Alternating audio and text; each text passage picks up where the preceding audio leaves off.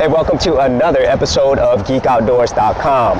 Now recently, there's been a lot of controversy over the AMD Ryzen versus the existing Intel Core i7 series of CPUs. And the main argument is the fact that the AMD Ryzen CPUs, the 1700, 1700X, and 1800X, do not perform as well on gaming versus the Intel Core i7 series, specifically the i7 7700K. And my answer to that is, who cares?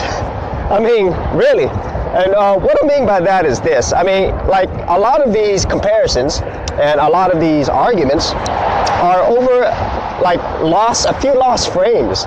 You know, if you look at any of these benchmarks and real world gaming performance, the games, whether they're on the AMD Ryzen chipset or on the Intel chipset, they're getting well over more than playable frames. I mean, I'm not even just talking about, more than 30, 40, 50 frames. Like, some of the games are getting over 100 something frames per second, which is more than playable. Even at 4K, some of these games are running only a few frames apart, you know? And so, even with the whole argument of, well, this is really meant for true gamers, okay, whatever that means anymore. My opinion is, unless you are getting paid and you are playing games competitively, then I really don't think that having an additional 10 frames, maybe, is something that is worth sacrificing some of the other benefits that you get from having the AMD Ryzen chipsets.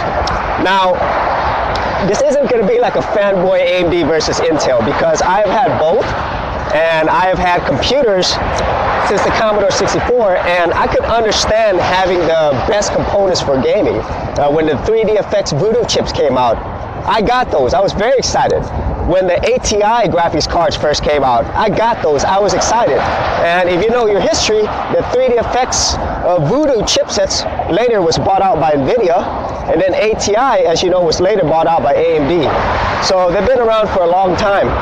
But the difference is, back then, gaming isn't what it is today. And the hardware really did make a big difference. You know, when you actually had a graphics card in there, you really did see a difference. And a lot of PC games were simply not playable without an external graphics card at the time, okay?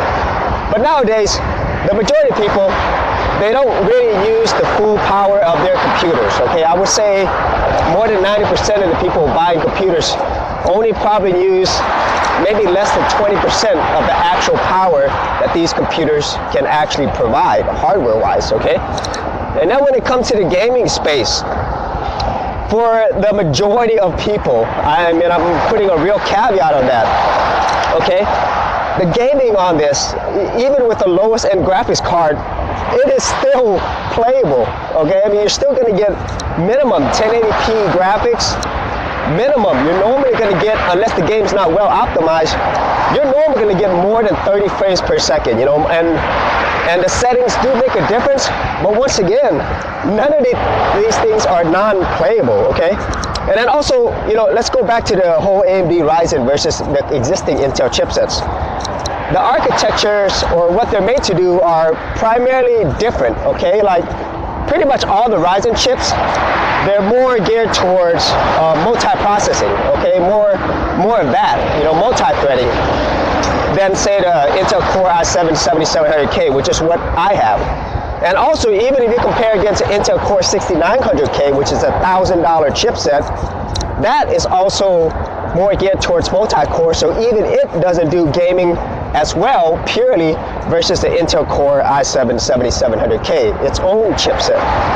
And in the future, as more developers, more manufacturers get used to this whole multi-core architecture, then, you know, the AMD, like the whole fine wine principle, they're going to get better.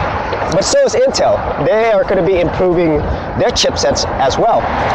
So if anything, I just really think that, I mean, with all these arguments, you know, surrounding this, it's never going to go away. But if you think about really what you are quote unquote losing by not going with one over the other for gaming, you're not losing much, and then you're forgetting about all the other things that these new chipsets actually do really, really well, especially when it comes to content creation. Okay, I mean, it's absolutely amazing what these Ryzen chips can do, and I look forward to more chipsets from AMD and also the next generation from Intel. So those are my thoughts on the whole AMD Ryzen versus Intel. For me, I mean, a couple of lost frames, it's not gonna warrant the fact that these are not excellent chips. So if you had any further thoughts on this, be sure to leave it in the comments area below. And as always, if you did get a lot of value out of these videos, leave a like and subscribe. And if you wanted to support my channel further, you could do that at patreon.com/geekoutdoors. Thanks for watching. See you on another episode. Thanks for checking out this episode. And as always, if you like these videos, be sure to click on the subscribe button. And for full written content, audio content, and additional geek stuff, head over to geekoutdoors.com, and I'll see you outdoors on the very next episode.